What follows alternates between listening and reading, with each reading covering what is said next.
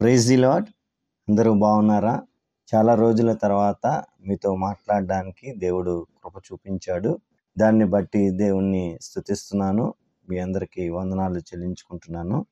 ఈరోజు కీర్తనల గ్రంథము 124 అధ్యాయము 1 నుంచి 8 వరకు చూసుకుంటే, కీర్తనల గ్రంథం 124 1 నుంచి 8 వచనాలు మనం చూసుకున్నట్లయితే, ఈ కీర్తన చాలా చక్కని విషయాలను మనకి చెబుతున్నది, మనకి బోధిస్తుంది.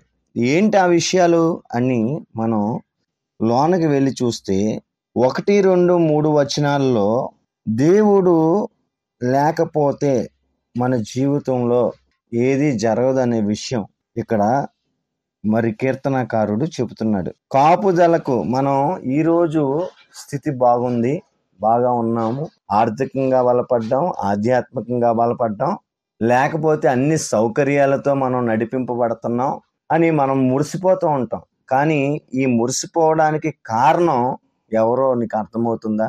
ఏ రోజో నువ్వు చనిపోవాల్సిన వాడివి, ఏ రోజో నువ్వు పాపంలో కొట్టుకుపోవాల్సిన వాడివి, ఏ రోజో ఆర్థికంగా దెబ్బతినాల్సిన వాడివి, కానీ దేవుని కృపచేత కాపాడబడ్డావు.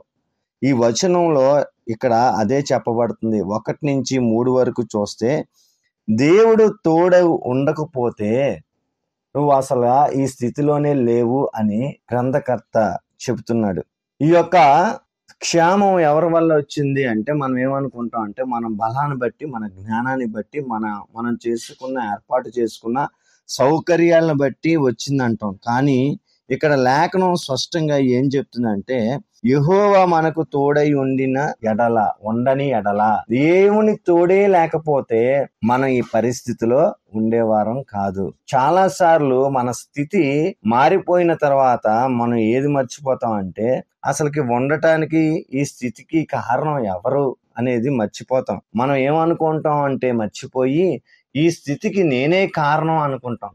కాదు, ఈ స్థితి ఇలా ఉండటానికి కారణం, ఆధ్యాత్మిక జీవితానికి కారణం, మనమేదో మంచి వాళ్ళం అని దేవుడు మనల్ని ఎంచుకున్నాడు అన్నట్టుగా మనం అనుకుంటాం. మనం మంచి వాళ్ళం కాబట్టి దేవుడు రక్షణ మన దగ్గరికి వచ్చింది అనుకుంటాం. కాదు, దేవుడు ఉచితంగా మనల్ని ఏర్పాటు చేసుకున్నాడు. దేవుడు చాలా మంది, ఉదాహరణకి ఉద్యోగం రావాల్సిన అవకాశం చాలా మందికి ఉంటది, కానీ దేవుని కృపచేత కొన్నిసార్లు మనకు అది ఇవ్వబడుతుంది. అది గుర్తు చేసుకుంటున్నామా? మనం వాల్యూ లేకపోయినా, అంటే మనకి ఏమి అర్హతలు లేకపోయినా కొన్నిసార్లు అనుకోకుండా దేవుని కార్యాలు ఆశ్చర్యంగా జరుగుతూ ఉంటాయి. కానీ అప్పుడేమో దేవుణ్ణి మహింపరుస్తాం. కొంతకాలం అయిన తర్వాత మనం ఏమనుకుంటాం అంటే, మన యుక్తి చేత, మన జ్ఞానం చేతనే మనం సౌకర్యంగా ఉన్నాం అనుకుంటాం. కాదు, ఇక్కడ కీర్తనాకారుడు ఏమంటున్నాడంటే, ఒకవేళ దేవుడు మీకు తోడై ఉండకపోతే ఈ స్థితి మీకు వచ్చేదా అంటున్నాడు. మనం ఈరోజు ఆత్మీయ స్థితి కానీ, ఆర్థిక పరిస్థితి కానీ, ఇంకే స్థితి అయినా మనకు వచ్చింది అంటే అది కేవలం దేవుని వల్లే వచ్చింది. ఒకవేళ ఇంకో విషయం 4-5 వచనాల్లో ఏం చెప్తున్నాడంటే, ఒకవేళ ఆయన తోడు లేకపోతే ఏం జరుగుతుంది అది జ్ఞాపకం చేసుకోవాలి. దేవుడే మనకి రక్షణ ఇవ్వకపోతే, దేవుడే మనకి తోడుగా లేకపోతే ఈరోజు మనము కూడా పాపులుగా ఉండిపోయే వాళ్ళం, పాపులుగా ఇప్పుడు పిలువబడే వాళ్ళం. పరిశుద్ధుల గుంపులో ఉన్నాము అంటే, సజీవంగా ఉన్నాము అంటే, పరిశుద్ధులుగా, నీతిమంతులుగా పిలువబడుతున్నామంటే అది మన నీతిని బట్టి కాదు. ఎవరిని బట్టి అంటే, యేసు ప్రభు వారి యొక్క ప్రేమను బట్టి. కాబట్టి మనం గుర్తు చేసుకోవాలి, ఈ రోజు కూడా మనం గుర్తు చేసుకోవాలి. ఏం గుర్తు చేసుకోవాలంటే, దేవుని తోడు లేకపోతే ఏం జరిగేది? ఇక్కడ కీర్తనకారుడు అదే చెప్తున్న 4-5 వచనాల్లో, దేవుడు తోడు లేకపోతే శత్రువులు అందరూ మింగెద్దురు. ఈరోజు దేవుడు తోడే మనకు లేకపోతే సాతాను అనే శత్రువు మన మీద గర్జించు సింహం వలె వస్తుందని మరిచిపోకండి. మనం అన్నిటిలో నుంచి తప్పించుకొని వెళ్తున్నామంటే మన చాకచక్యం కాదు, కేవలం దేవుని యొక్క శక్తి, దేవుని యొక్క ఆత్మ, దేవుని యొక్క వాక్యము, దేవుని యొక్క బలము చేతనే మనం తప్పింపబడుతున్నాం. మన గొప్పతనం ఏమీ లేదు. కాబట్టి ఒకవేళ దేవుడే మనకి తోడుగా లేకపోతే మనం ఏనాడో చచ్చిన వారమై ఉందో, ఇంకా ఇప్పటికీ చచ్చిన వారమై ఉండేవాళ్ళం. దేవుని కృపను బట్టి మనం రక్షణలోనికి వచ్చాం, రక్షింపబడ్డాం, నడిపింపబడుతున్నాం, విడిపింపబడుతున్నాం అని గుర్తుపెట్టుకోవాలని ఇక్కడ ఈ యొక్క గ్రంథకర్త రాస్తున్నాడు.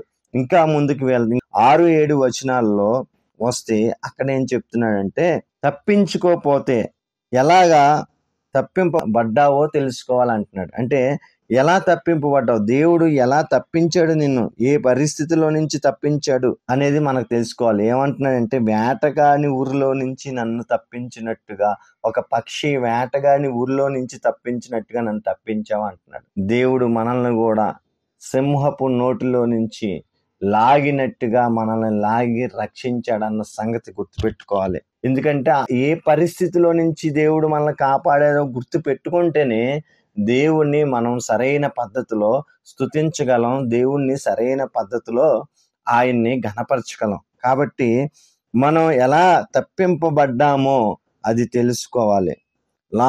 చివరి వచనం ఏం చెప్తున్నాడంటే, 8వ వచనంలో, ఈ దేని వల్ల మనము రక్షణ కలిగింది, దేని వల్ల మనకి సహాయం మనకి అన్ని వసతులు బాగున్నాయి అంటే దేవుని సహాయం వలన.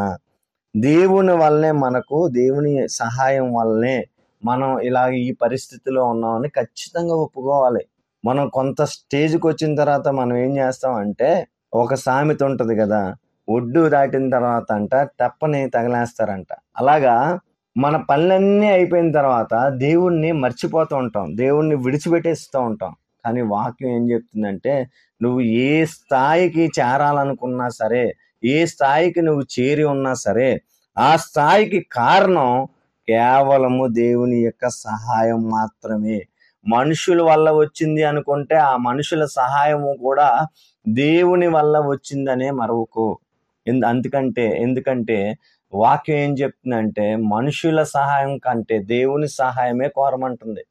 కనుక మనం తెలుసుకోవాల్సింది ఏంటంటే, దేవుని వలనే మనకు సహాయం కలుగుతుంది. ఎవరి వల్ల మనకి సహాయం అంటే, భౌతికంగా ఉన్నాం కాబట్టి ఎవరెవరి ద్వారా మనం సహాయం పొందొచ్చు. కానీ ఆ సహాయాలు మనం దేనివల్ల పొందుకుంటున్నాము అని మనం అర్థం చేసుకోవాలి అంటే, కేవలం దేవుని వలనే. వారికి దేవుడు చెప్పబట్టి మనకి సహాయం, వారికి ప్రేరేపణ కలగడం బట్టి, ఒక అప్పు ఇచ్చేవాడు వచ్చి మనకు అప్పిస్తున్నాడు అంటే వాళ్ళకి ప్రేరేపణ కలిగింది కాబట్టి ఇచ్చారు. వాళ్ళకి ఇంకొకరు ఏదో సహాయం మనకి చేశారు అంటే దేవుడు ప్రేరేపించటం ద్వారా మనకి సహాయం కలిగింది అనేది మనం గుర్తుపెట్టుకోవాలి. చక్కటి విషయాలను ఈ గ్రంథకర్త మనకు చెప్పాడు. 1, కాపుదలను జ్ఞాపకం చేసుకోవాలి. 2, తోడుగా ఉన్నాడని గుర్తించాలి. దేవుడు తోడుగా లేకపోతే ఏం జరిగేదో మనం గుర్తించుకోవాలి. ఎలా తప్పింపబడ్డామో తెలుసుకోవాలి. మనం ఎక్కడి నుంచి తప్పించబడ్డాం, ఏ పరిస్థితి నుంచి తప్పించబడ్డాం అని తెలుసుకోవాలి. 4వదిగా సహాయం దేవుని వల్లే మనకు వస్తుంది అని ఒప్పుకోవాలి. దేవుడి వల్లే సహాయం వస్తుందని ఒప్పుకుంటే ఈ 4 విషయాలను మనం జ్ఞాపకం చేసుకుందాం. చక్కటి విషయాలను గ్రంథకర్త మనకు గుర్తు చేశారు కాబట్టి మనం హృదయంలో దీన్ని భద్రం చేసుకుందాం. కళ్ళు మూసుకుందాం. స్తోత్రం స్తోత్రం స్తోత్రం స్తోత్రం తండ్రి. నాయన ప్రభువా, మేము ఒకవేళ ప్రభువా తండ్రి నీ తోడే లేకపోతే ప్రభువా, మేము ఇంత క్షేమకరంగా ఉన్నామంటే దానికి కారణం కేవలం నీవే ప్రభువా. దేవా, అది నమ్ముతున్నాం ప్రభువా. నాయన, ఏ పరిస్థితిలో ఉండేవారమో, ఏ పరిస్థితికి వెళ్ళిపోయేవారమో అనేది ఇక్కడ గ్రంథకర్త మాకు వివరించాడయ్యా. దేవా, ఇవి ప్రభువా తండ్రి మా అనుభవంలోనికి ఉంచుకోవడానికి, మీరు చేసిన మేలుని జ్ఞాపకం చేసుకోవడానికి సహాయం దయచేయండి. ఎవరికైతే ఈ వాక్యం అందుతుందో దేవా, ఈ వాక్యము ద్వారా మాట్లాడుతుండగా దేవా నాయన వారి హృదయంలో ప్రభువా తండ్రి నాయన ఈ యొక్క ఆలోచన స్థిరపరచమని వేడుకుంటున్నాం. ఆధ్యాత్మికంగా, ఆర్థికంగా వాళ్ళని బలపరచండి, స్థిరపరచండి. అన్ని విషయాల్లో నీ కృప చూపించి నడిపించమని సేవకుల్ని, సువార్థకుల్ని, పరిచారకుల్ని దేవానాయన ప్రభా గాయకుల్ని అందరినీ కూడా జ్ఞాపకం చేసుకోమని, వారిని దీవించమని, ఆశీర్వదించమని ఈ ప్రార్థన యేసయ్య అతి పరిశుద్ధ నామమున అడిగి వేడుకుంటున్నాం తండ్రి. ఆమేన్. అందరికీ వందనాలు. Praise the lord.